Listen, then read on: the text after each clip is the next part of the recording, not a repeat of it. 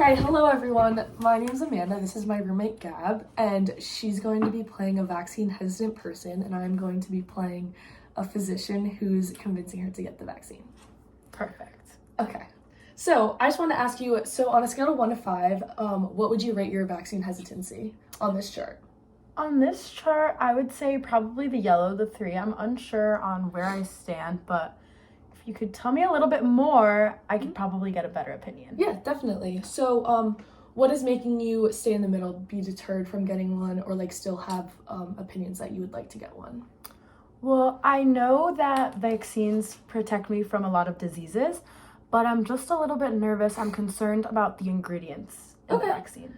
No, definitely. That's definitely a common concern when people are getting vaccines. So I just want to mention that there's 4 main ingredients in vaccines. So you have the antigen, you have the fluid, you have adjuvants, stabilizers, and byproducts, as well as preservatives. So all of these are able to enhance your immune response and also create a memory to it. So the antigen is just a small piece of the virus. So that is able to elicit immune response. So you're able to create memory B cells against it.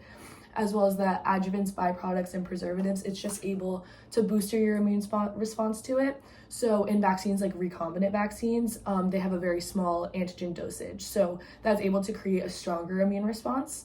And then the fluids are just a way of administering it, and preservatives are able to increase its shelf life. So one main concern that people have is mercury. So actually in a study in around the 1990s, people believed that mercury was autism causing in the MMR vaccine. So we know that actually is not true. So mercury is an active ingredient in thimerosal. So one thing is that we actually consume a lot of mercury in our diet through certain fishes. And after removing this from vaccines, we actually saw that the autism rate increased. So we know that does not indicate that the vaccine gives them autism. And this is now phased out. So there's only one vaccine that has mercury in it, and that's a multi-dose flu vaccine. Okay. I know that you mentioned antigens, and you said that that's a small part of the virus. Would that be able to give me the virus? No, but that actually is a common concern. So being able to administer this, we just use a very small dosage, so it's able to elicit immune response, but it's not able to give you the virus in any sort of way. But I could see your concern with that. It's just it's been tested and very small of a dose that sometimes when you get the vaccine, you wake up the next morning and you feel like you almost have the virus. That's just your immune system working against that small dose. Okay, so I don't really understand what the big deal is if I don't want to get it, if I don't want to get these vaccines. No, I understand. It is your own opinion, but one thing that it does contribute to is herd immunity. So that's the idea that there's a critical point in the population, and once most people are vaccinated against it, it will reduce the spread of it. So say that I was vaccinated, but 3 other people in this dorm were not. So that would spread rapidly to our roommates and suite mates, whereas if we had more people vaccinated, it would prevent the spread of it. Oh, okay. Well, I know recently COVID has been on my mind, and I know that's a new type of vaccine. I heard it can alter your DNA, so that just makes me really nervous as well. So the mRNA vaccine is what the COVID vaccine is. So it's actually been in the works for a couple decades now when Ebola was big, and they thought that mRNA vaccines were able to inhibit the spread of Ebola. But it actually did not come into production until the COVID-19 vaccine. So one thing is people do think that it alters our DNA, and how mRNA vaccines work is that they insert you with the mRNA, and that goes into your cell, and it goes into the cytoplasm, and then it gets translated to these spike proteins that then go on the surface.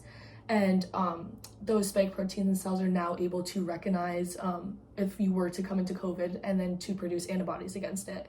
So the important note about that is that it happens in the cytoplasm, where your DNA is housed in the nucleus. So they're never in the same area. It's never going to alter your DNA. And it actually is a very safe form of vaccine. So I know for me, it could, now that you've talked to me about it, it could be something that I could make a decision about. But my sister actually just had a baby, and we were very concerned about how this would affect a newborn baby, if they would get sick and stuff like that. So yeah. So a lot of people do think that immuno overload is possible, especially for children. and because there's a lot of vaccines on the CDC schedule, like right when they're born. But one thing is that immuno overload is definitely not possible with vaccines because the amount of antigens that they're presented to is way less than they are in real life. So one thing to note is that just like we are as adults, infants have a fully functioning immune response, so they're able to respond with T and B cells, and those T and B cells are specific for specific types. So if I were to administer 5 vaccines into an infant, different B and T cells would be working, so they would not go into overdrive. Also, it's important to mention that babies come in contact with more antigens than they would be with a vaccine. So if they were to get the disease, they would be in contact with many, many more antigens than they were if they just got the vaccine. So vaccines around now only have about 10 antigens in them, and they're broken up into multi-doses to ensure that there won't be an effect on the immune system. Awesome. Thank you so much. This really helped me. Of course. Thank you for coming in today. Of course.